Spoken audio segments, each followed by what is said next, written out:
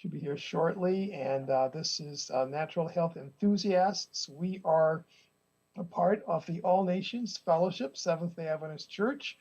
If you're coming in from the Natural Health meetup site, Natural Health Enthusiasts, that's one of the places that Recording in progress. we promote this program. I'd just like to welcome you here this evening. It is our desire that you be healthier every single day because of the information that we share here. We're about lifestyle medicine in a manner of speaking. And our role here is to share with you natural health principles. Not necessarily, and tonight we're going to be talking about the difference between the quick fix and the lifestyle. And it's going to be very valuable for those who are interested in being healthier on an ongoing basis every single day. As old as we get, we still get healthier every single day because of our lifestyle. And so thank you so much for joining us today. Barry, please go ahead with the video so we can get rolling here. Do you ever feel the need for more energy, vitality, and a greater sense of well being? Then stay tuned. We are natural health enthusiasts with yet another delicious recipe of best practices and holistic lifestyle health. Our natural health planners, sponsors, presenters, and friends compile and share the simplest, most natural discoveries and practices targeted to restoring and maintaining energy, as well as a sense of well being that we all want in our daily lives. It has been said that health is a state of complete harmony of the body, mind, and spirit. Therefore, through the practice of the 8 laws of natural health, integrated with evidence based research, we see a world empowered by Christ's love that is passionately seeking to be its healthiest in body, mind, and soul. And that's why we're so glad you've chosen to be here. Join us each month to help us celebrate the Creator for the resources and knowledge that consistently optimize His gift of natural healing in our bodies. We thank our hosts at the All Nations Fellowship Seventh-day Adventist Church in partnership with Community Outreach Incorporated for providing this one-of-a-kind opportunity that helps us all live healthier tomorrow than we are today, every single day. And now, ladies and gentlemen, here's your Natural Health Meetup presenting team for this life-enhancing edition. Yes, and I like to say, yes, every single one of them is life enhancing, not because we're so good, but because of the principles coming from the Bible, from very serious health enthusiasts around the world. We collect information, a lot of research, and we're glad that you're here. I'm going to share just a few slides before we have our opening prayer. And this is an outreach ministry for us. We're not here to earn an income. We're not here to get a following. We're here to help people be healthier. And we also have, let's see if I can get that, a disclaimer.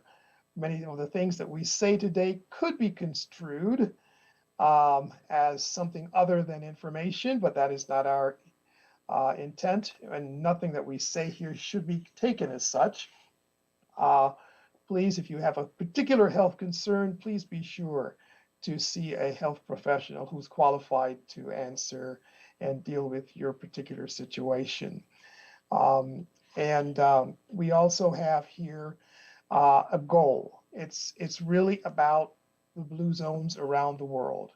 And it's interesting that there are 5 currently.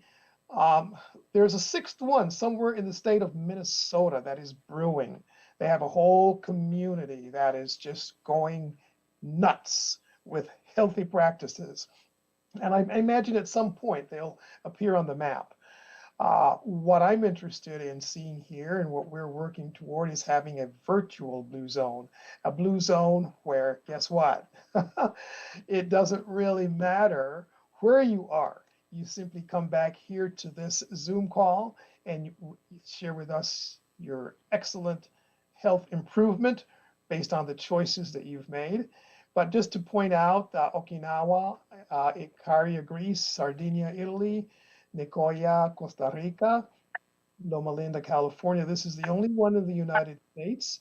And the population here is primarily, the reason for this is the vegetarian lifestyle. Seventh-day Adventists have been a great factor in putting this particular stat on the map. And as a member of the Seventh-day Adventist Church, our church community also does our best to follow the lifestyle principles that will continue to give us longevity and great health. So come back if you take a tip from today, come back and share with us the results, because we definitely will hear from one of our members tonight, with the amazing health improvement that has been achieved just by changing lifestyle. And going on to our next slide here, this is where we're actually looking at this tonight. We're looking at immunity and how that really should be considered. And so please know that when you leave here this evening, that you will have several tips, several ideas about how to improve the report card with your immune response for both yourself and your family. I'd like to, at this time, invite Michael to share with us our opening prayer at this time. Okay. All right, if we can please bow our heads. Heavenly Father, I want to thank you for the opportunity to learn, to share, to refresh ourselves. Lord, you have given us so much on this earth, and the big pharma becomes bigger and richer, and yet they lack so much. And in this group, Lord, for the past 10 years, you have given us so much information. So many people have come and shared with us, Lord. And I ask that we continue to learn how to do things on a natural basis and how to prepare, Lord, rather than only do things when we get hit with sickness and disease. Lord, be with us so we can prepare ourselves and live a healthier lifestyle. This is what you want us to do, whether it's for eating or it's drinking tea. There's just so much, Lord, every time for 10 years now, for over 10 years now. Every time I have the opportunity and being blessed to attend these meetings, I learn more, and I put this in a book, and I just thank you, Lord. Thank you for this opportunity. It is such a blessing. The people, Michael Dale and Dr. Rick, and all the people that we have that have contributed to this.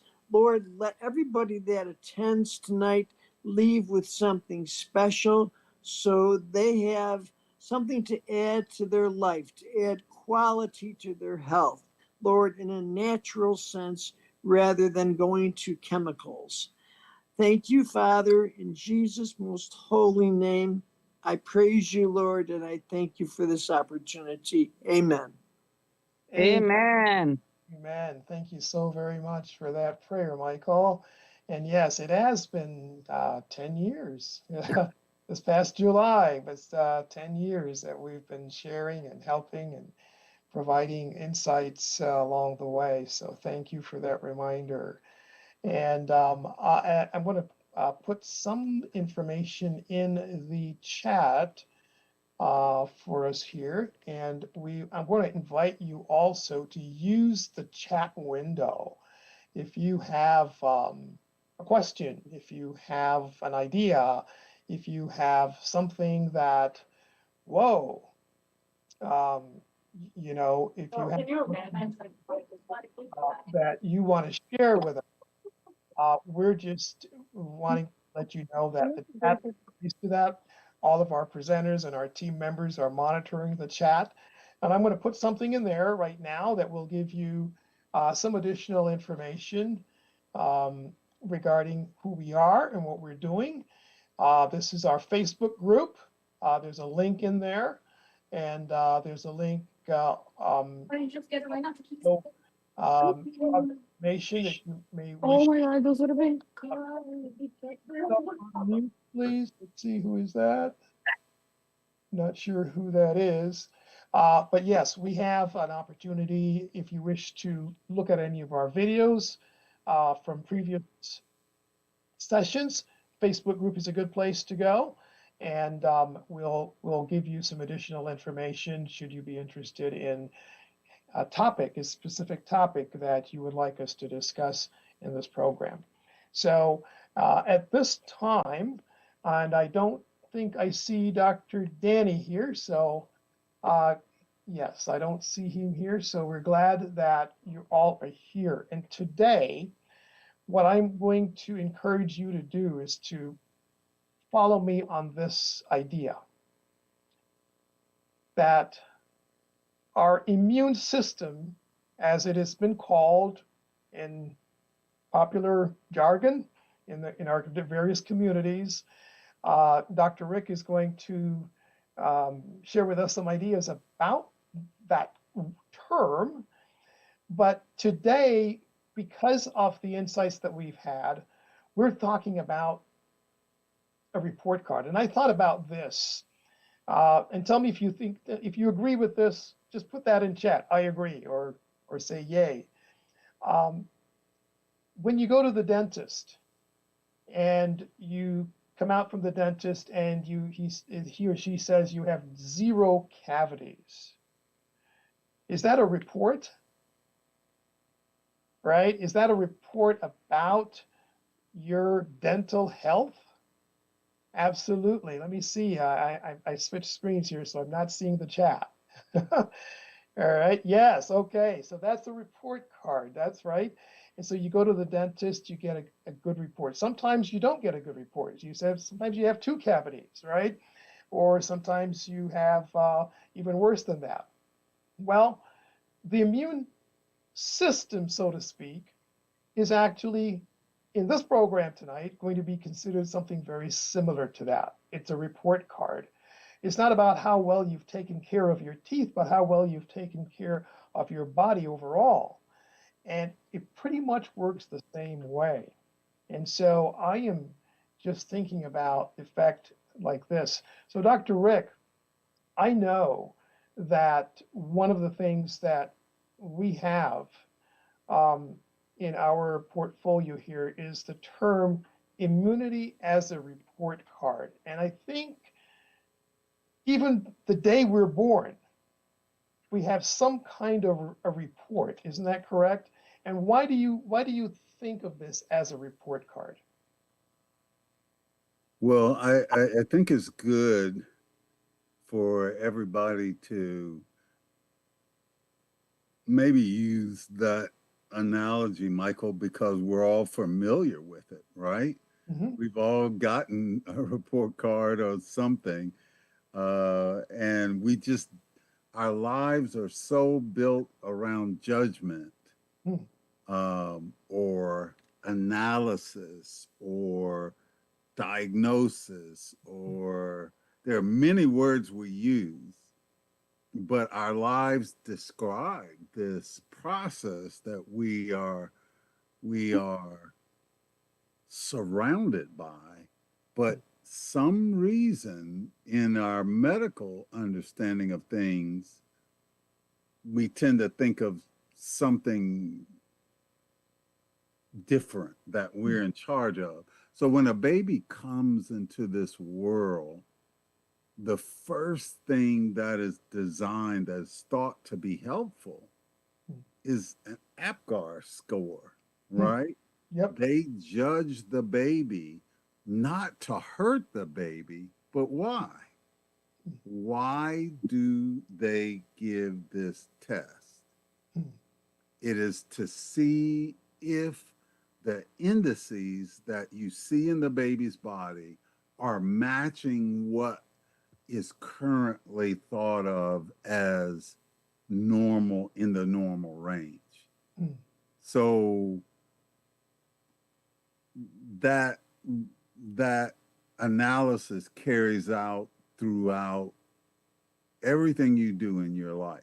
Wow. So from day one, we're being judged. Our health, in particular, is being judged. Besides our good looks, right? Besides how cute we are, there is this factor that is ever present throughout our entire life. And I think when I think of immune system, not so much as a report card, but I think of, wow, I need lots of vitamin C, or I need some vitamin D3 with K2 to be sure, and we have to have some calcium and the magnesium in that mix to make sure that all the things work together so we get the optimum benefit. And so I think of those kinds of things as fixing my immunity, but I think you're thinking something different, and not to really go for that kind of angle, because it's a report card about what exactly? So there are thousands of proteins. Let's take that for example, Yeah. within your body, thousands and thousands of proteins that you don't know anything about. I don't know anything about. And your body is doing things that you have no clue. I have no clue, right? So life is not set up for me to make judgments about those things I cannot see or I cannot involve myself with. Really, those things, interestingly enough, are reflected Hmm. by the way that we live. Hmm. Okay. So our lifestyle and how we do things reflect Hmm. a score, so to speak, Wow. right? So The baby did not have to do anything hmm.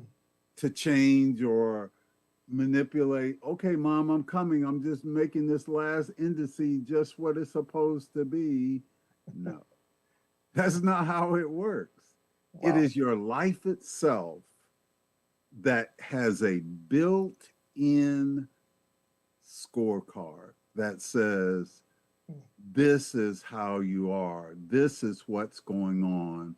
This is what we have been monitoring. And let's move in this direction. Wow. So if I might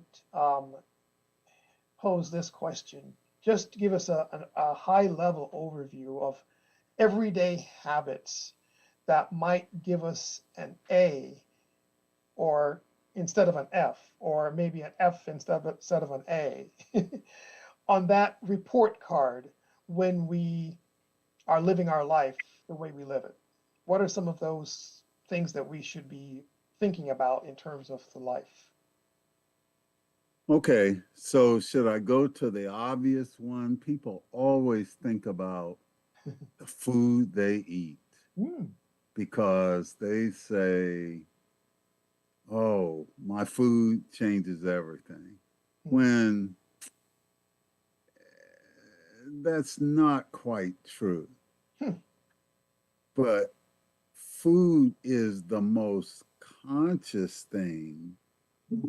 that we do to take charge of reflecting good health. Hmm. So food is one, right? Hmm. But sleeping is probably one of the most important things um, Hmm. that we can do that affects not only what score we get on the report card, Hmm. but how we maintain that over a long term. Okay. Wow, Um, that is, I feel far differently today than I felt, you know, 18 years ago when I was 50. hmm. There was just a dynamism that you can feel Hmm. that your body responds. This is what you've been doing. and this helps. So exercise Hmm. is a modifier. It's one of the main ways we modify our scores. Hmm. If you drink enough water Hmm. and exercise, you can almost, your body almost give you a bypass. It says, I'll let you go this way. So we've got our food, we've got our rest and rest intervals, and then we have exercise and water. We also have these bookends that are part of our life. One is how well we eliminate waste. Hmm. Okay. If you may not know it, I'm sure you've heard it though. Digestive pills and medicines and supplements are probably the most popular medicine in the whole medical industry. Hmm. Why? Because it's a bookend of how our life is doing. If we're not eliminating waste regularly, Hmm. then it doesn't matter what else we're doing, we're going to be sick. Wow. And And that's then, one of the things that's very often overlooked, isn't it? yes, it is. Yeah. And so on the top bookend, you have balance, and that is a complex measure, but that doctors have recognized, and they say, hey, your blood sugar is out of balance. Hey, your blood pressure is out of balance. Your cholesterol is out of balance. This is out of balance. Your weight is out of balance. Balance and waste elimination are two bookends Hmm. that we don't tend to think about in our what I'll say, in our health picture. So we have to look at that. Wow. Well, thank you for giving us that high level overview. And we realize that this is a feedback mechanism that we do X for say 3-4 days, and then we get a certain kind of result. And if we do something different over those same 4 days, then the result is also going to be different. And I like one of the things that you mentioned earlier, that this is judgment not to hurt us, not to shame us, but to warn us, so that we can then say, well, what am I doing that's wrong? And then see what changes should I make in my lifestyle so that this doesn't happen again. And I know that Michael Hartung, has some questions. And one of the concepts that we talked about was that immunity is not random. It's maintained through the cleansing. You just mentioned that. And when things are blocked, symptoms appear, and this is considered to be a kind of a midterm alarm system that's built in. Michael, what question do you have about this immune system in this conversation? Well, you know what? If I may, I Mhm. wanted to just start out with something, Michael, only because you mentioned the dentist. And Yes. this is something that you and I discussed. And forgive me for throwing this in, Okay. but when I was a youngster, we were not allowed to have candy in the house. Ooh. And my mother said, the candy that you will be allowed to eat, the sweets, are dates, raisins, and honey. Hmm. And that didn't go over real big with me because I remember as just a little boy, one of my earliest memories, seeing a box of suckers being thrown out. But yet, when I reflect back, I was 22 years old when I had my first cavity. Okay. And so, is that just coincidence? I personally, I don't think so. But getting back to getting back to my question, and that is this. When we, and this is obviously, this is for Dr. Rick. Mhm. When do we know we've gotten sick, and what basically can we do? You know, I've heard you say that sickness doesn't start when we feel it. Okay, and so which cleansing pathways usually fail first, and what are the early warning signs that we can look out for and be aware of? Mm. So you ask a good question, I think, because most people don't think through this enough. The first warning signs are very broad in general. Okay. So the warning signs, let's say if you're getting a cold, you might just feel a little sluggish. Mhm. It's not like you can point to this spot on your head and say, oh, I'm getting a cold because I feel it right there. No, you're going to feel a systemic thing. And that gives you a lesson that this system is reading the entire body. It's not making a general statement about one thing particularly. It is making a general statement. So you have to be your only safeguard against that is to be regular and habitual in the things that you do so that you will notice when things are off in that. Okay. So I would say by the time it gets to, oh, I've got a stuffy nose and my nose is making, oh, I've got a scratchy throat. Oh, my ear's stopping up. By the time it gets to that, that's already on a level 2 or level 3 alarm. You've already passed it. It's just that we in general, we just don't pay attention to the broad level signs that we have that teach us we're succumbing to something. Mm. Mhm. Can I, just one last question, Dr. Rick.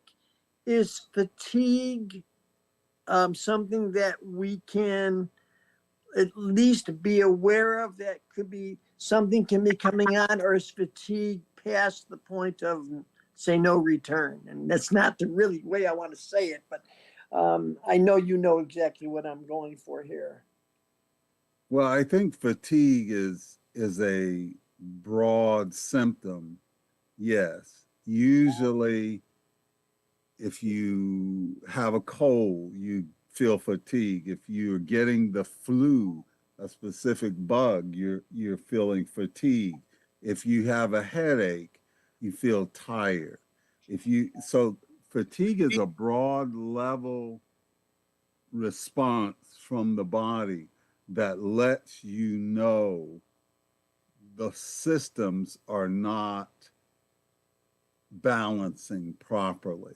Your mitochondria, your circulation, uh, your stress levels and thought, those things are not balancing well. So fatigue is one of those broad level symptoms, yes. What can, okay, my last question is this, Dr. Rick. Um, if we feel an early symptom coming on, is there anything we can do for ourselves to possibly strengthen? And I, again, I don't want to lock the door after the horses, or lock the barn door after the horses are gone. But I'm wondering if there's a happy medium, or if there's something we can be aware of so we can give ourselves a better chance. Yeah, and I think I'm going to let Michael lead us into that, because Okay. that's where we're headed. Mhm. Okay. We I'm just sorry. want to talk about the process right now, you know, because there are several things we need to know about the process before we get to solutions. So, Okay, real good. Thank you, Dr. Rick. Yeah. So I want to go here. Let's see if I can get this slide to move. Okay. So did you want to review any of this, Dr. Rick, just in terms of that question too? You know, yeah, I think that all the things that we're talking about is really this list of things. I made this years ago, and I found it actually from the Bible, interestingly enough, Mm. that tells you about what your body is doing. I don't care what it is you've got going on, it is capsulated in these 7 things. Mm. Okay. You start out with one dynamic measure, balance, homeostasis. Is everything in dynamic balance? And then you end up with, when you are successfully able to get rid of waste and toxins, you are declared healthy. What do they say to a cancer patient? That, you know, we've gotten all the cancer. Everybody celebrates because you're in remission, Mhm. because removal of waste and toxins is basically a declaration of objective health. So the things that come in between are the processes that we have to learn to recognize, understand, and then put into proper operation. Wow. Wow. Wow. Thank you so very much for that, because the waste elimination, um, really, there are so many avenues, right? I mean, because if we exercise, we sweat. We can go into a sauna. Well, what we need, what, hydration helps with that too. Um, the so and then Even throwing up is waste elimination. It's actually the body helping you get better. It's not sickness. It's the opposite. You're getting rid of sickness. so that is a good thing when we get rid of waste. And I remember one of Dr. Michael Junta worked with us for quite a few years, and he would always say, "Well, you really want to keep that stuff inside?" Right. You know, and Right. and so really to look at that then as a positive, our bowel movements then, all of these things are actually getting rid of toxins, of waste that, if kept inside, do in fact weaken the strength against any particular weak points that we might have in our body. Even things like diarrhea Yeah. not only eliminates unneeded stuff, but it tells you Mhm. specifically about what the problem area, or perhaps why it's Wow. happening. Wow. That's fantastic. And I don't know if you wanted to say anything about this slide at this point. I just think that if at this point all we're going to say is, I, and I'll make this point. Mhm.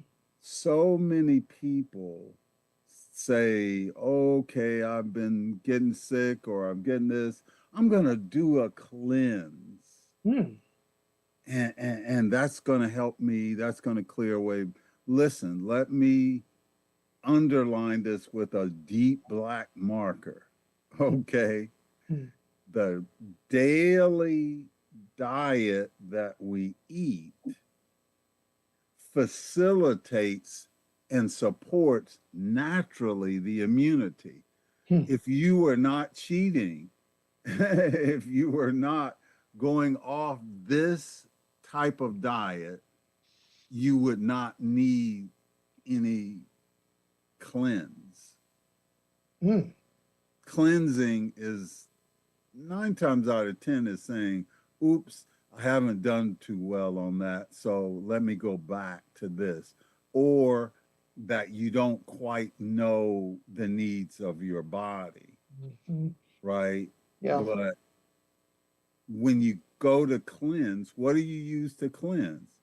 High fiber foods, a lot of times, plant based whole foods, Mhm. you know, et cetera, et cetera. You don't use so much protein, you use low protein foods because protein it clogs up your system in some ways, Mhm. but high complex carbohydrate foods, they cleanse.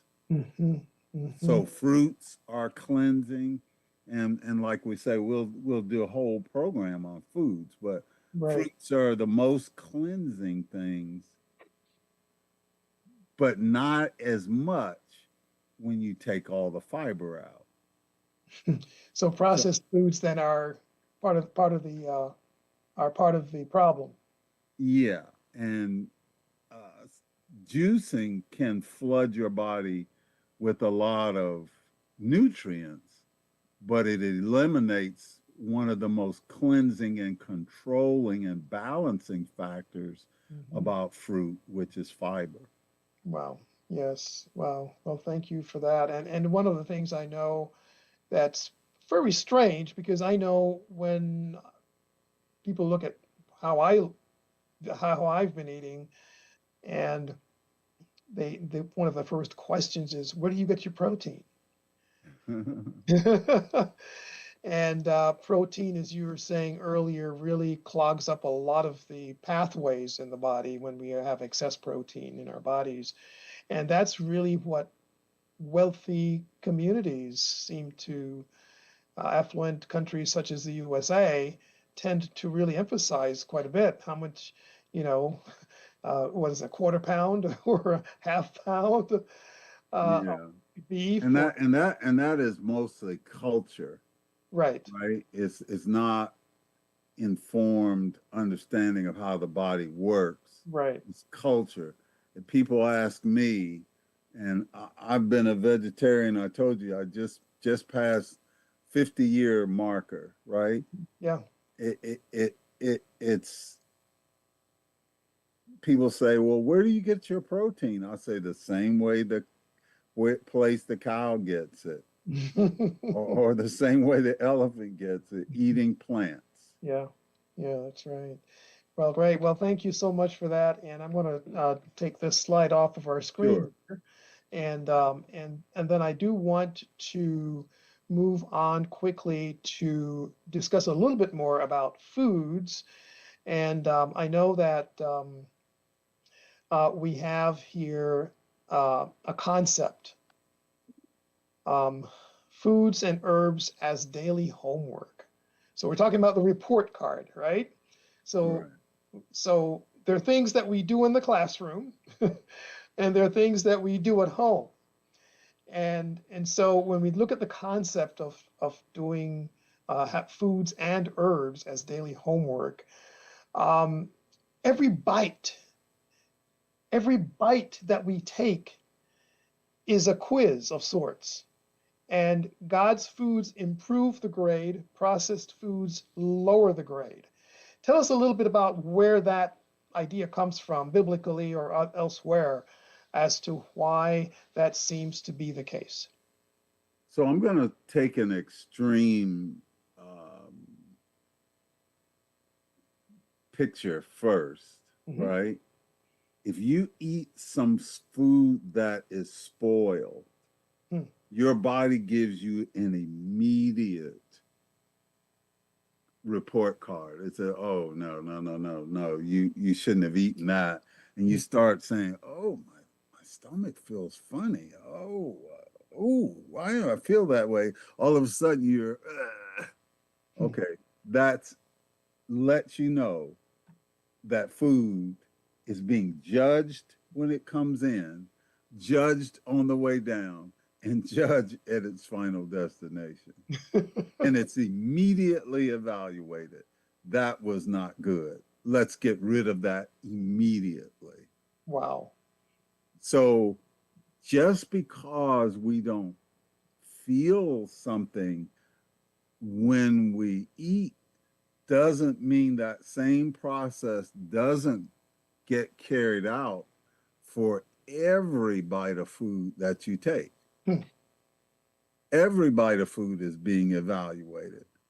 Every bite of food is being scrutinized as to whether it's going to make the body work well or make it work poorly. So there's no such thing as a free meal. You know, people talk, I can have a cheat day. You don't cheat. You don't ever have a cheat day. You don't ever get away with something. And contrary to most people's understanding, when you eat particularly bad food, it takes your body longer to recover from that than you would expect. Okay.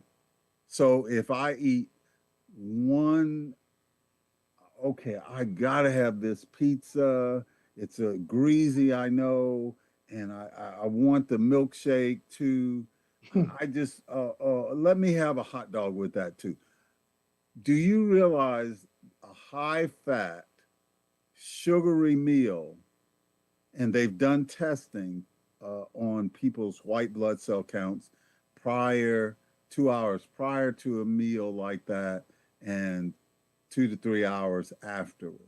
It took a normally healthy person, their body took about 2 weeks to recover from that, the levels of strength from that one meal. Wow. And I know that's discouraging, but so you really do pay double time, triple time, quadruple time for a cheap meal. Yes. No, I thank you so much for I hope we're not stepping on any toes here with our audience. But I know that one of the things that we thought about is seasonal, and we talked about how to make sense of this whole study of immunity and the seasons and the cold and flu season. And of course, there are scents too, SCENTS, the aroma, the scent. And of course, there's also the sense, which is the money that we're spending. And so the sense, I know that there's some not herbs, but things that we consider to be foods that should be integrated. And I know one of the things that you talked about was cute salads. What's a cute salad versus an uncute salad then? Well, I probably didn't remember to send you a picture of a cute salad. Cute salads are everywhere, though. People know what they are. They are in a little saucer. When you go to get a meal, you get a little saucer about like that big, and they put a little lettuce on it and maybe a few sprinkles of carrot, and they cut up a few cherry tomatoes. That is a cute salad. Okay. It almost does nothing for your body. Wow. So what does a salad look like then? That's okay. So I sent you a picture. Let's see. Let's see. You sent me a picture of that along with. There was one in the slideshow, and then there was one that I sent you just from my phone, actually. Okay, I don't see that yet, but let's see here. I'll take a quick look, and if I see it, okay. No, I do not see that one, unfortunately. If I'll keep looking for it. But so a healthy salad then consists of Okay, um, I'm gonna email it to you again, oh, just okay. now. You want to Okay, show this one, right? just so Yeah, you can yeah, see it. let's And see. this is what I consider a good salad, and that I eat mixed. I even have a little rice and beans underneath part of that. Yeah, Okay, do you have it yet? not yet. Let's see. I just refreshed the screen here. Not yet. Slides, no, it hasn't come through yet. Yeah, not so far. Yeah, we've been having problems with email. Well, we may have to move on. I don't see it. Yeah, I'll send it to your WhatsApp as well. All Just right, yeah, I can get it from WhatsApp on my computer as well. yeah. Yeah, Miss Freely. Okay, so let's see. All right, so now I think, all right, this is a serious salad, folks. It's coming up here. Let's see if we can share this. Michael, can you share it on WhatsApp for me, please? Yes, I can do that. Yeah, once I'm going to Thank you. share this on the screen here. All right. So, can everybody see that? Yes. Yeah. That is not a cute salad. Oh, No. That's a very manly salad. Because you've got to have a mixture in your regular meal patterns of about 70, 30, 80, 20 of salad to other stuff you eat. That's why so many vegetarians still get sick, because they eat so much of the wrong things. mm, See, that is promoting. If you're going to eat protein, you eat one complete protein, not a complete protein. Okay, let me speak in specifics. If I'm eating beans and rice, then I don't need a veggie burger too. mm. In terms of protein, you And have enough with some beans and rice. Just yeah, and I think I know where you're going with that. So go ahead. so the rest should be vegetables. Mhm. And for my life, I've kind of grown to where I like for most of that to just be raw salad and such. You Mhm. know, you don't have to eat that. In fact, sometimes I eat, stir fry or something, but Right. my favorite is eating like that. It's Yes. just you if you eat, let's say you're eating a veggie burger, you're eating a some beans and rice, and you eat you know potato and some broccoli. That is a poorly balanced meal. Hmm. Even though it's all plant-based, even though it's all, you know, good stuff, so to speak, Mhm. that is a poorly balanced meal. So you're inviting inflammation and poor digestion.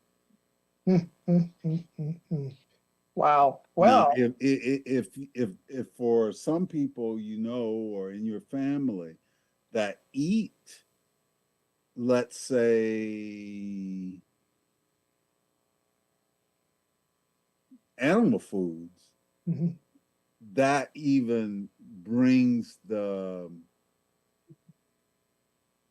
I guess you would say, the markers up higher. Animal foods inflame the body, the joints, the knees, the everything, digestive tract, far more than plant foods, but you can overdo with plant foods as well. Wow. And so a, s- a salad, a cute salad then versus a manly salad, as you put it, or perhaps a whole salad, um, makes spiritual sense and also saves money on medicine. Well, it not only does that, Yeah. it is medicine. Ooh. See, if you had a cold and somebody says, well, I'm going to give you this much medicine, or I need to give you this much medicine, which one would you think works better? The larger amount, right? Yeah, yeah. So if salad is truly medicine, like Hippocrates said, let your food be your medicine and your medicine be your food. If it's truly my medicine, then why am I taking this much? Mm, And why am I doing things in such a way that brings imbalance to my body? wow. Wow. Yes. That's why people get sick more regularly than they think, because they are regularly bringing imbalance to themselves. Wow. Thank you so much for clarifying that. And I know that one of the categories that's perhaps going to surprise some people here this evening is that the food, the things that we consider to be food, there's something that's also food that we don't think about. And so Serena, I know that Serena, for those of you who are here for the first time and don't know, Serena is a certified master herbalist, and she is going to share with us a story a little bit. But there is this thing known as God's pharmacy that's also food, right? These herbs, and herbs are designed for our healing. Um, and Dr. Rick, you've said some things, but I want to give Serena an opportunity here to dig a little bit deeper into this other type of food that we sometimes don't include in the food category. Yes, yes. And those are herbs. And well, of course, as a master herbalist, I truly believe in the earth. But I've heard people many times say to me, oh, no, I don't. I took this herb and I took that herb and it didn't really do anything for me, you know. And so, my question, Dr. Rick, is how can we restore confidence in herbs as part of a daily maintenance rather than a last minute crisis? Because people tend to take things when they're sick and they don't take it in the right doses or long enough, and then it doesn't work, and then they think it's not good. They lose confidence. So how could we restore that confidence in herbs as part of a daily maintenance? So I would ask most people, how often do you eat? What would you think they would say, Serena? Every day, 3, 4 times a day. Okay. So then my next statement would be herbs are food. Yeah, true. Sometimes you prepare food this way, sometimes you prepare it that way, but herbs are food. And the lack of confidence has been how our societies have pulled apart herbs as something distinct from from food. I mean, but when I was growing up, there was this song. It's probably way before your time, Serena. So, but it said it was parsley, sage, rosemary, and thyme. It was singing about a 15th century herbal remedy, which were what? Foods. True. Herbs are foods. You can treat herbs as spices, which most people do. You talk about onions and garlic, and people say, "Oh, I cook with that all the time," and you cook the food, the medicine out of it. It's no Oh. longer medicine. Once you cook it past a certain point, it's a spice. So my biggest thing is almost any herb you can point to is food. And because our cultures have changed, we don't see it as food, but people used to go out and collect dandelions to eat them, Mm. Mhm. right? It was food. And they noticed that food could heal. That's been a long-standing tradition for thousands of years. Hmm. Herbs are food. Mhm. And they Wow. can eat it in abundance because one of the things that people will say also to me is that, oh, so I just take just a little bit. You know, they are scared to eat enough of it because they think that it's not going to be good, you know. And I said, no, this is food, as you mentioned, Dr. Rick, and you can eat as much. You can cheat. One person asked me, can I overdose on dandelions? I said, no. She's like, like saying, can I overdose on eating carrots or broccoli? Not really, right? So I guess people really have to get into the mindset of knowing that herbs are food and you can eat them freely and with no fear. Here's the magic though that you can also remind them of. The magic is if you were to eat a lot of dandelion leaves, it would just clean your body out and eliminate waste, right? It would just help you clear stuff out of your body. It would literally get excess that you don't need out of you. It would say, okay, carrot has so much fiber. I would defy anyone to eat over a certain amount because once you eat so many carrots, you're like, I am done. Full. Right? And that's the problem with the foods that most people eat. They are so processed, they have no limiters. Fiber is a limiter. So, yeah. Wow. Wow. Wow. And then, Dr. Rick, and then, we're talking about taking these herbs, you know, on a daily regimen for maintenance. And so we have different types of herbs. So I don't know if everyone can see this. Can you see this? Oh, yeah. That's one Yeah, of so my this, favorites. so that, I'm sure you recognize this, Dr. Rick. So Yeah, this I is like this that. is a dark colored glass bottle with a tincture in it. And a tincture is basically a concentrated liquid extract of an herb or other plant material. So what you do, you will soak the herb or the plant material in the liquid, which is called a solvent. And some people call it a menstruum. So the solvent is the liquid that you're going to use. And there are many different types of solvent. We have the alcohol-based um, tinctures. These are the ones that are most commonly used and they are very effective. And then we also have the glycerin-based tincture, like this one. And basically, the glycerin is a colorless and odorless viscous liquid that is used as a solvent to extract and is non-alcoholic. So this is a non-alcoholic option. And then we also have the vinegar-based tincture, basically soaking your herbs in vinegar. And this one has a very short lifespan and some people refrigerate it. And then we also have we have capsules like these. So these capsules are basically dry herbs that has been made into a powder form, and then they're placed into capsules. And we have fresh herbs, like this is the fresh ginger and fresh turmeric. So Dr. Rick, so my question has two parts, okay? So the first thing is that what are the common uses for the tinctures and how do alcohol, glycerin, and vinegar tinctures differ in their purposes and uses?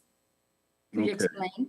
So it has to do with chemistry mostly, right? That If I might just interject here, if anybody would like to take notes, this would be a good time. I hope they didn't just start. Yeah, I hope they didn't just start. That is correct. But this would be really important in terms of herbs. Well, the difference is understanding how these things work chemically in our body and align with the chemistry of the foods that we're trying to make tinctures out of. Okay. The biggest problem with foods from a usage standpoint is the shelf life. Mm. You know, that's our biggest problem. So when you extract the tinctures in something like ethanol, then the shelf life gets, you know, powerfully extended Mm. because it's suspended in something that does not quickly diminish. So most tinctures, depending on the herbs, but most herbs have a shelf life in a tincture form of probably, I would say, 4 to 6 years. Mm. Okay, let's say safely 4 to 5 years. Mm. So that bottle you held up with the SIW, if you hadn't opened it, if you hadn't done anything, or even if you had, it's still going to be good for 5 years approximately, Wow. right? Whereas the glycerin based tincture cannot extract all the things that are in the herb because it is not chemically formatted to do that. So that means you're not going to have as powerful a thing. So comparing them would be more like if I took one dropper of the alcohol tincture, I would have to take 5 or 6 of the glycerin based tincture to even come close to the same strength. Hmm. Okay. The thing with the tablets and the loose leaf herbs that like tea bags is what we talked about. You have an expiration date that as soon as they ground that herb up and broke the cell walls that way and it's exposed to oxidation, it's breaking down. So ask yourself, did they just make those tea bags for you the day before you took the tea bags out of the box and put them in your tea? No. They did that months ahead, which means that the herbs have been oxidizing and it losing potency. Wow. And so then when you do it where you have, okay, in capsule form, they try to stop the oxidation and so you're going to have that last a little longer. I would say tea bags at the extreme term would only be good for 9 to 10 months, 9 to 12 months if you push it. Okay. Capsules, you may get a year and a half, maybe, if they're sealed and out of sunlight and no heat, then you might get that. So vinegar is just another chemical thing, and it depends on how they do the tincture. They can have, I would say, 2 to 3 years shelf life. You know, vinegar can last a little longer than the other herbs, but it is not as good as an ethanol thing. So the menstruum, as she mentioned, is the alcohol, and then you make the herbs and you soak that in a certain ratio, that becomes the menstruum, but from which you make the eventual tincture. But that's probably getting into too much detail. Okay, that was very clear. Now, my next, like part B of my question would be, in what situations will it be advisable to use the capsules and the fresh herbs? I think that it's just having a knowledge of the capsules and the manufacturer of those capsules. Like now, I often went out and would go into forests and areas that were away from a lot of heavy traffic, and I would know that ginkgo falls, let's say I use that as an example, or chestnut leaf, they ginkgo falls, most of the leaves will fall in one day off a tree. They'll just, it's like it's raining or something, maybe 1 or 2 days. So I would go and collect these things, baskets of them, and then I would just dry them. Okay, you cannot let them mildew or they're not so good. You dry them, and then when I dry them, I have a dehydrator also, but I've also used just drying them with heaters or on the floor with, other things under newspaper. I mean, on top of newspaper. But the critical thing is once I get them dry, there's a process by which you take the stems off and do all that. And once you do that and you grind that into a powder, I would make big jars of that and ground into a powder.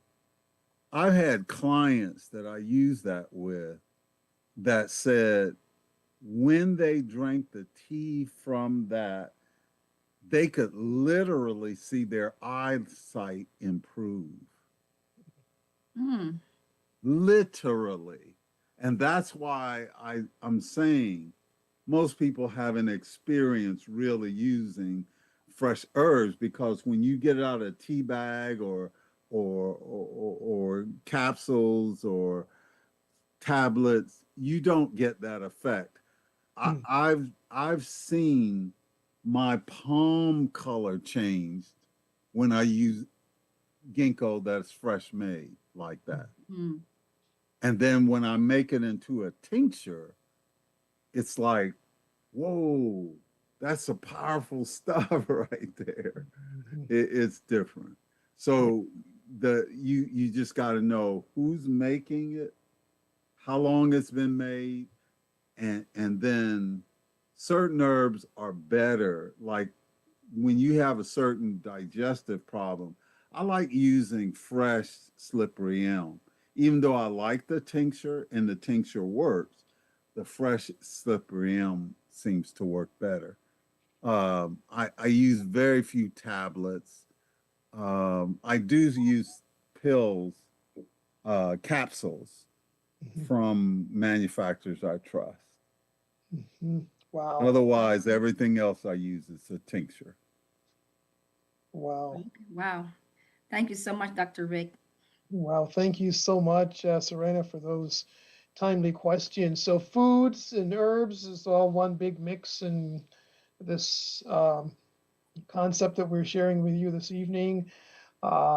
This is all that God has provided for us when we use them whole, unprocessed, and with minimal preparation, so that we don't destroy the useful nutrients and the powerful cleansers and antibiotics that are built into these foods.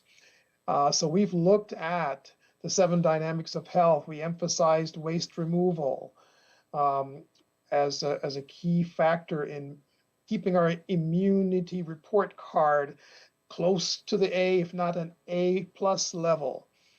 And we've looked at the signs of illness and how to somehow just take notice of fatigue or a little tiredness and realize that that's an indication that our immune system may be just being compromised with some of the habits.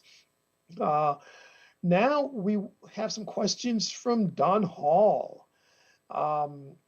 And just thinking about another aspect of wellness. Don, what questions would you like to pose to Dr. Rick this evening?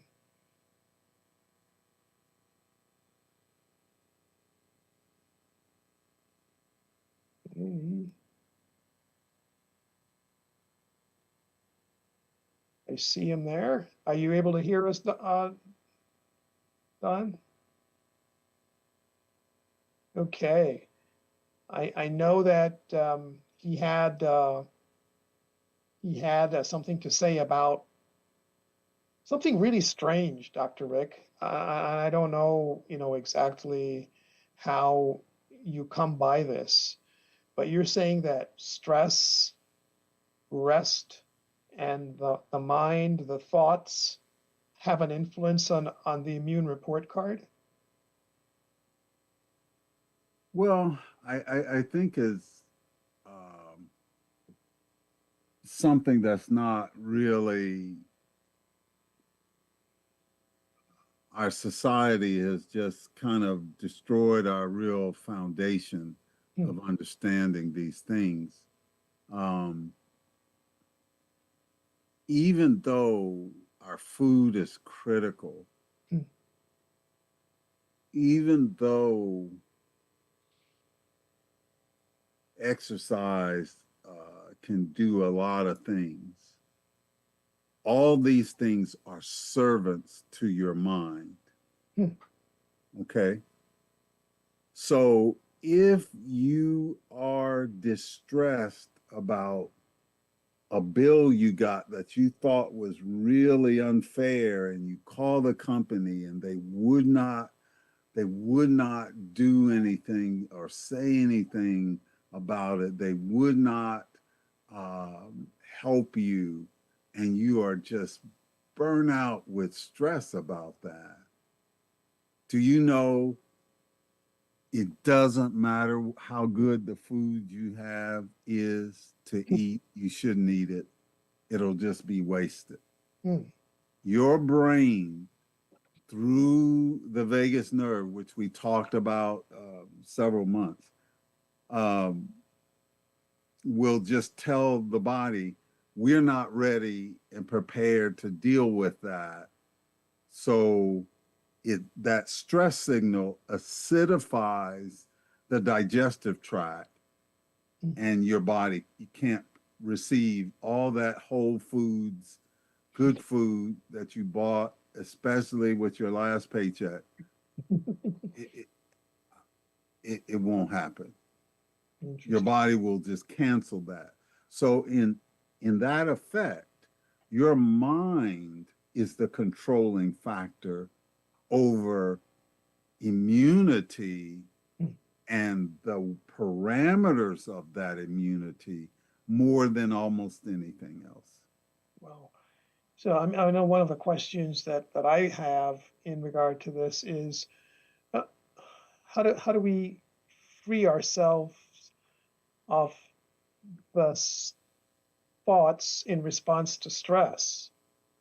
Because if we're saying then the food isn't going to do us any good, do we just wait, or are there strategies that we could do to help? Well, number one is a consistent lifestyle. Okay. So the moment you recognize that you're under stress, you should do two things. You should stop.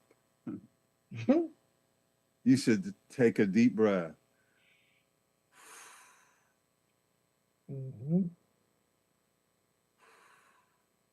You do that about 7 or 8 or 9, 10 times. Breathe in, hold for about 3 or 4 seconds, breathe out. Go and take a walk. go and sit under a nice tree with the sunshine on you and just lay in the grass. Mm.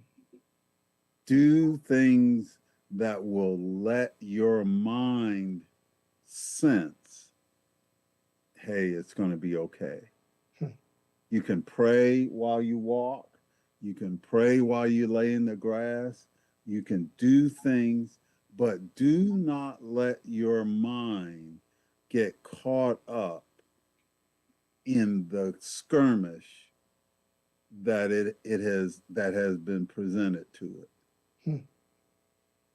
Fantastic. And I like the aspect of prayer and getting into a peaceful environment, getting away from the hustle and bustle, and intentionally separating ourselves from the moments of stress in that way. That's excellent.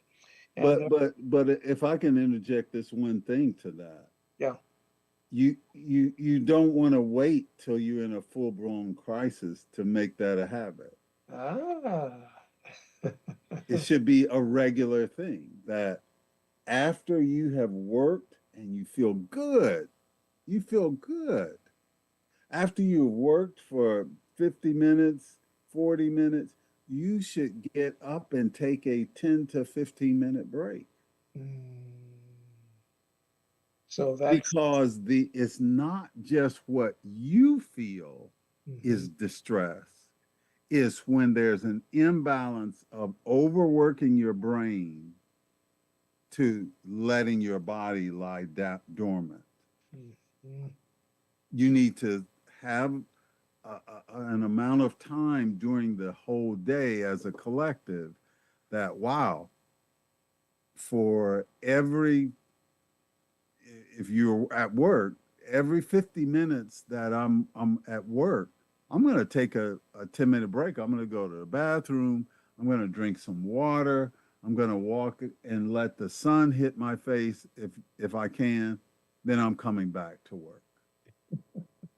That habitual letting the mind have an interval will make you much better worker. Wow. Well, that's amazing. Thank you for sharing that. And I'm just going to go through the slides here. This is what we're talking about here, getting into that kind of environment. And you can see from the image, our heart calms down, our breathing gets stabilized, and we're just able to have our body adjust and come into a state of restfulness. And so we continue now. Yolanda, I know, has some questions regarding quick fixes and versus lifestyle. And Yolanda, what questions would you like to share or ask Dr. Rick?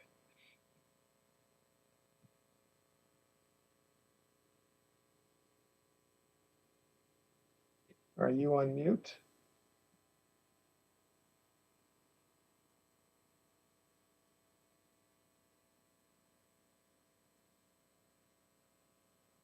She's still on. Oh. Yes. I'm here. I'm looking for the question. Okay, give me 1 second, please.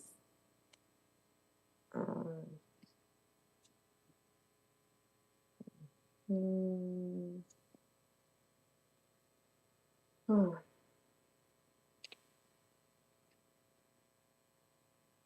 Yes, Dr. Rick. What are the simplest food preparation habits to raise our immunity grade most quickly? For example, if I'm sick, and I want to restore my immune system, what is the simplest preparation for my herbs? Say, I'm taking herbs. I prefer to take herbs, my natural remedies. What is the simplest preparation habits that I need to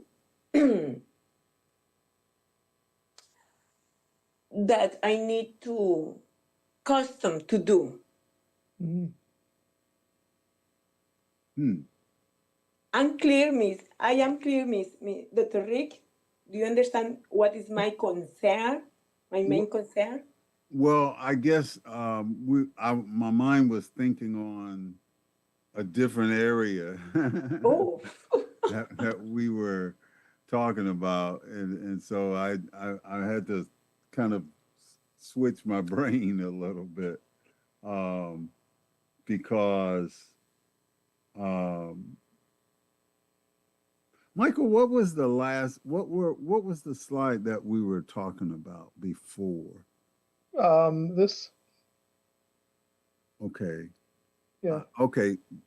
Okay. Well, let's go on to whatever she Yeah, asked about. quick fixes for those things versus lifestyle. What is the attitude that we should have, I guess. Yeah. So, my thought is this: there are so many herbs in the world that it would be impossible for anybody. I mean, I've used more herbs than I probably think most people have, but even then, it's just a tiny amount. You know, I used to use herbs just to find out what they do, just how they make me feel. Did they make me feel anything? Hmm. So the point of it is, as you learn about these herbs or you know, how to use ginger, how to use turmeric, how to use these things. The thing is to plan them into your daily life so that they don't become unknown strangers when an emergency happens. Mm. You see, because how much will you learn about a person if they only came to your house when your house was burning? But if a person came to your house every day at a certain time and talked to you for a few minutes every day, you would learn a lot about them, Hmm. right? So the trick is to plan different herbs into your daily routine so that taking herbs don't become something that's unnatural to you. Mm. If if you only wait till an emergency, then you'll have these emergency visits from the fire department, right, or the police department, and you might think and learn that they are friendly Hmm. when they come, but you won't learn very much from them. Does that make sense, Yolanda? yes, Dr. Rick. What I am understanding is those habits needs to be part of my daily routine, right? That's it. Don't wait until I get sick Exactly. to start doing those natural remedies. Exactly. Thank So you that so much. that you get a rhythm to learning how to take herbs and what to expect. Right? I've taken bilberry so much. I've taken ginkgo so much. I know what to expect. I can tell people you'll see this in a day or so. You'll see this. You'll even though it's not me, I'm saying for me. You know. Yes, Dr. Rick, thank you because I want to get A plus in those habits. Thank you so much. Okay. You're on your way. Yes, getting A+ is a very, very important grade here. All right, so I think Dr. Rick, you may want to share a list of some herbs. I know you mentioned bilberry and ginkgo. Are there any maybe a few more herbs that people should just have in their kitchen to use as tinctures or as capsules if they're not too old? Well, I think that one thing that people should do is if you recognize that there are herbs and capsules and things that you've had in your cabinet for years, then go ahead and throw them away. They're no good. Yeah. Go ahead and let it go. Okay. The other thing is this. There are a lot of basic herbs around you. It's just like there was a person I went to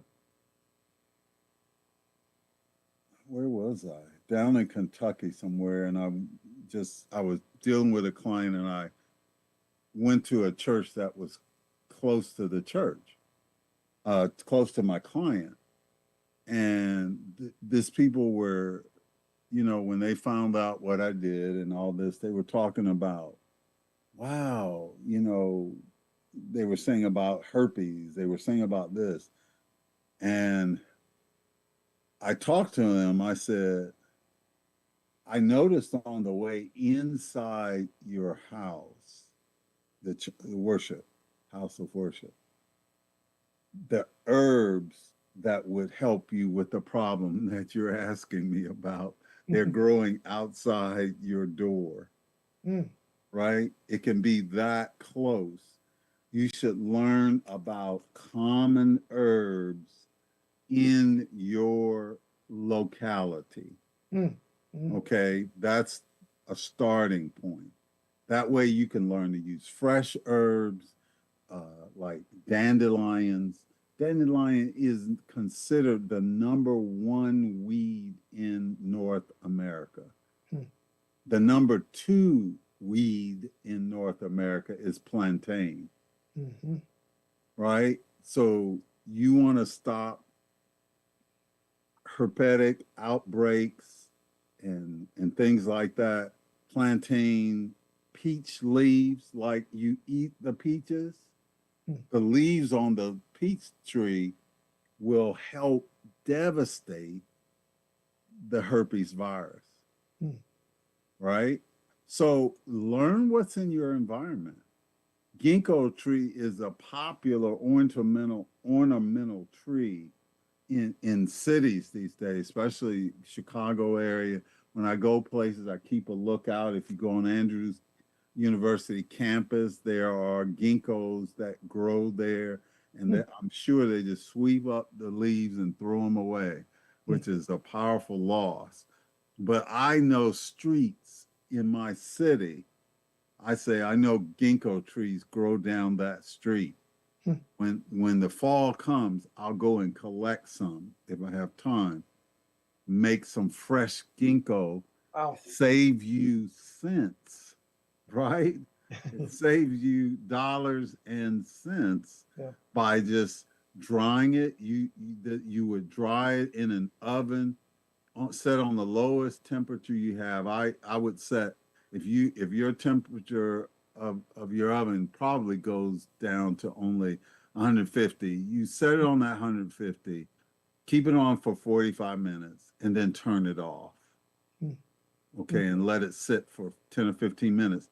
Put those ginkgo leaves in there, or the dandelion leaves, or dandelion roots. You set them in there and let them stay in there for about an hour. Those things will get nice and dry, and boy, when you do that, then you get your blender, and just blend them up. And blend up the leaves, and they make the same thing you buy in the tea leaves. And you can make powerful teas out of that. Okay? So bilberries look like blueberries. They're cousins to blueberries.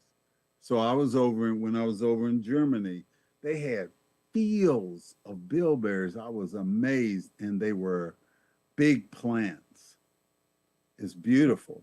Wow. So you just need to recognize, identify what's local. Don't try to go for all exotic things. You can make great things from ginger, from turmeric. You can make salves and poultices from ginger and turmeric, and salves from tinctures and such. Yeah, wow. You know.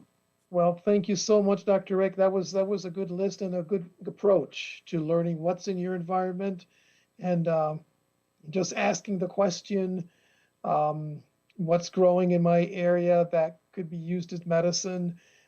There's Google, there's artificial intelligence that will help give you some possibly correct suggestions. You can go and double check on that and use that. And I know we are actually over time. I just was so absorbed in this.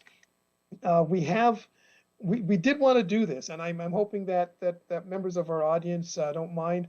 We'll probably not have our mixer afterwards, and we're not having our second video because of this. But I would love to have Miss Serena Scott, who had a couple questions earlier, just to share her, I guess, story of health transformation. It's very, very impressive to realize that the lifestyle factors that we're talking about this evening actually do make a difference. So can I say one thing, Brother Mike? If there are some people who have a few short questions, oh, yes, I don't mind staying a little bit just to answer some of those, okay, just because we went over. Very good, thank you. And would you, if you don't mind, putting those questions in the chat so we can anticipate what those questions are, and we'll be able to, we'll certainly hang on and get your questions answered as well. So Serena, please, thank you. Okay, so I'm going to share a little bit of my story. So every winter, I used to get sick, either with a cold or losing my voice. And this was happening every year, so much so that after a while, even though I was not looking forward to it, I was expecting it to happen. Somewhere around December or January, without fail, I will lose my voice. And then, you know, hearing this concept about your health being like a report card, what I did not realize then, that getting sick every year and losing my voice was a report card on how I was treating my body. So in hindsight, I was not doing the basic, simple things to keep my immune system strong. First, let's start. I was not drinking enough water. I was always on the go, always driving on the road, going to work. So I didn't want to be drinking water and then have to worry about stopping somewhere. So I just decided to not drink water. And then my diet was not the best either. Even though I was a vegetarian then, there was nothing healthy about my vegetarian diet. For instance, I would regularly, and let me say I'm not proud of this, okay? But I would regularly have McDonald's fries dipped in their milkshake. And I did this on a regular basis. And, you know, I love the Oreo cookies. So when I found out that they were vegan, you know, it made my enjoyment of them even greater. So that's what I used to do, you know, and, you know, I wasn't eating fruits and salads on a regular basis. It would be sporadically. And I went to bed when I got sleepy, and that was anytime after midnight.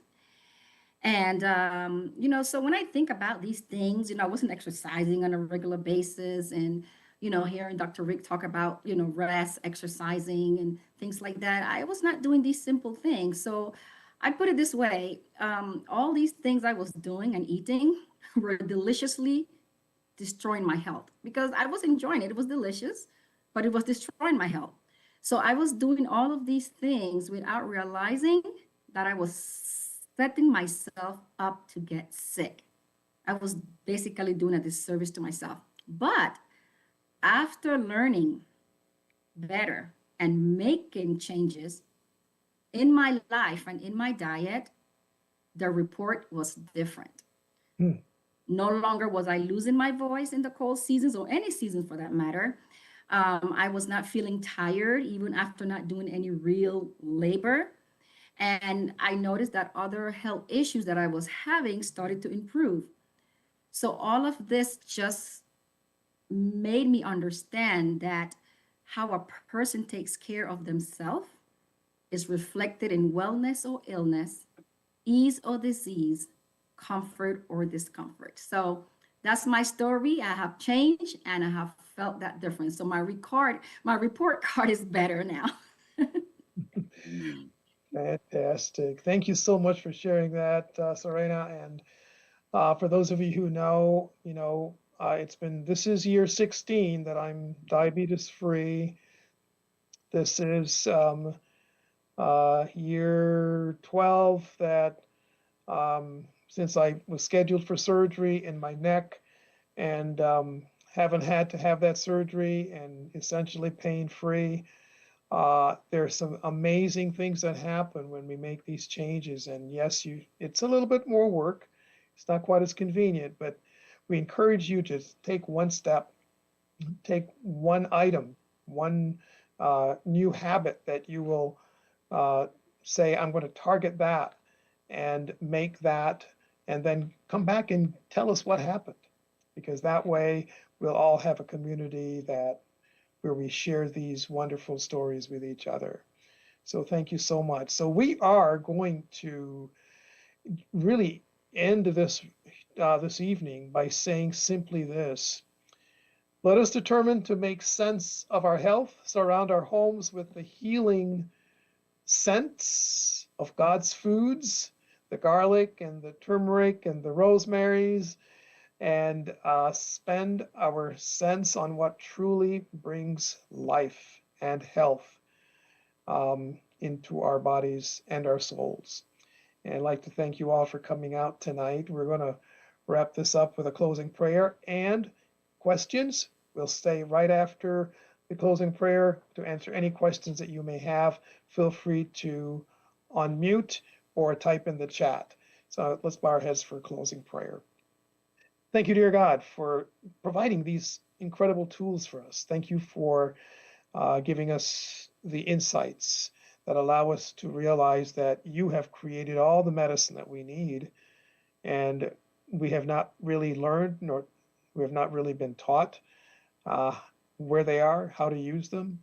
And we are so glad that we've had the opportunity tonight to hear about some of these, to know that there is, in fact, a different world for wellness, a report card that we can know if we're consistently getting sick or we somehow seem to have an illness that keeps coming back. God, we know that there are answers through your creation. Thank you for providing them, and may our hearts be filled. May our bodies be energized, and may our minds be so alert as a result of having these tools and using them appropriately. This we pray in Jesus' name. Amen. Amen. Amen. Thank you, Michael. Oh, you're